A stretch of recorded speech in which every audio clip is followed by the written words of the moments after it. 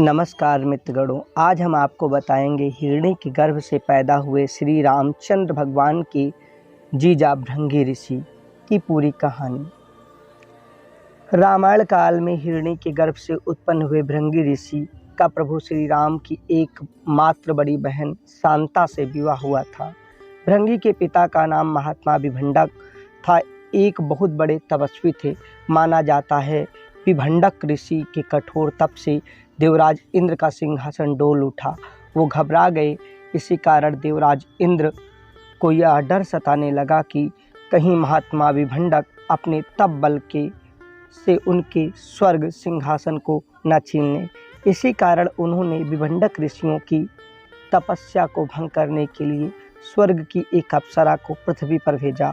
आप जानते होंगे देवराज इंद्र पॉलिटिकल लोगों की तरह लगातार छल बल से अपनी सत्ता बचाने के लिए कितने ऋषि मुनि और राजाओं की तपस्याओं को भंग किया है। चलिए अब हम कहानी पर आगे आते हैं।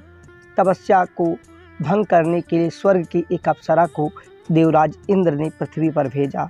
फिर जब अगली सुबह विभंडक ऋषि सरोवर में स्नान करने गए, तभी देवराज इंद्र की भेजी हुई अप्सरा बड़े ही कामुक अंदाज में सरोवर के पास आई और सरोवर में स्नान कर रहे विभंडक ऋषि को लुभाने लगी। उस कामुक अप्सरा को देखकर महात्मा विभंडक ऋषि के मन में तीव्र काम वासना जाग उठी, जिस कारण उनका वीर्य पानी के अंदर ही निकल गया, यानी स्वलित हो गया।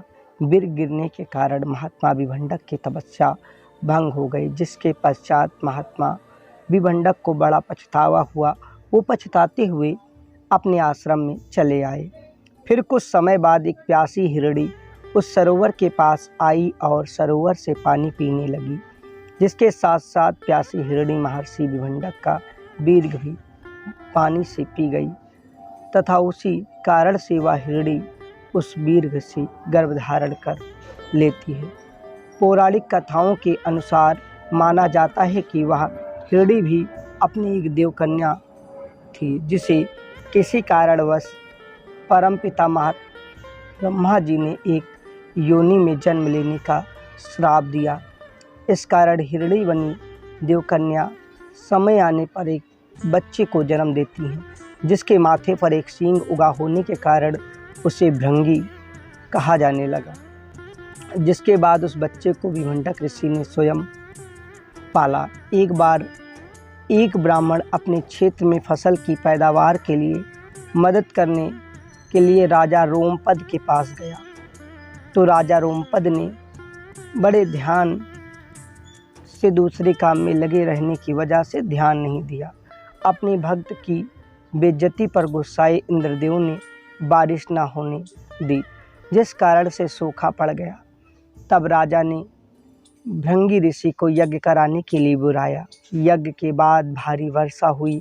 जनता इतनी खुश हुई कि अंग देश में जश्न का माहौल हो गया। तभी वर्षिणी और रोमपद राजा ने अपनी दत्तक पुत्री यानी महाराजा दशरथ से गोद ली गई बेटी शांता का हाथ भृंग ऋषि को देने का फैसला किया।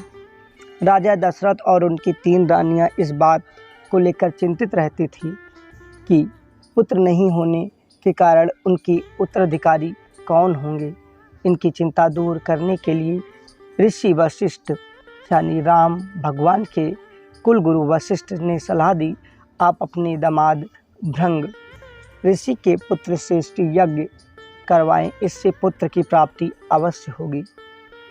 दशरथ ने उनके मंत्री सुमत की सलाह पर पुत्र कामेष्टि यज्ञ में महान ऋषियों को बुलाया। इस यज्ञ में दशरथ ने भृंग ऋषि को भी बुलाया। भृंग ऋषि एक पूर्ण आत्मा थे तथा जहाँ वे पांव रखते वहाँ यश हो जाता। सुमत ने भृंग ऋषि को मुख्य ऋषिवचक बनाने के लिए कहा।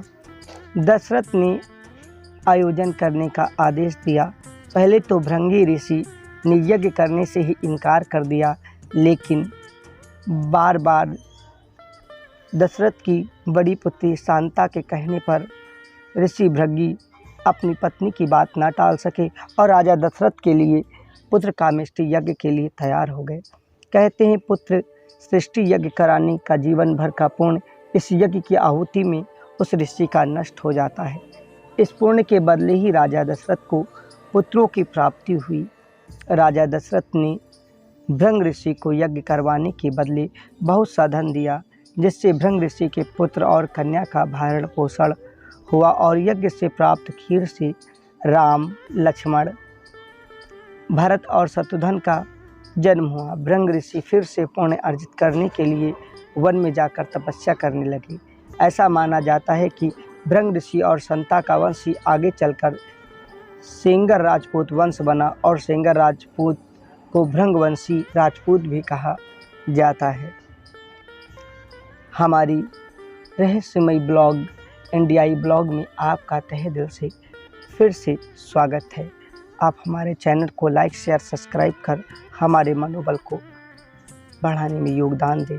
जय हिंद, जय भारत माँ। भगवान आपका कल्याण करे। ओम नमो भगवते वासुदेवाय नमः।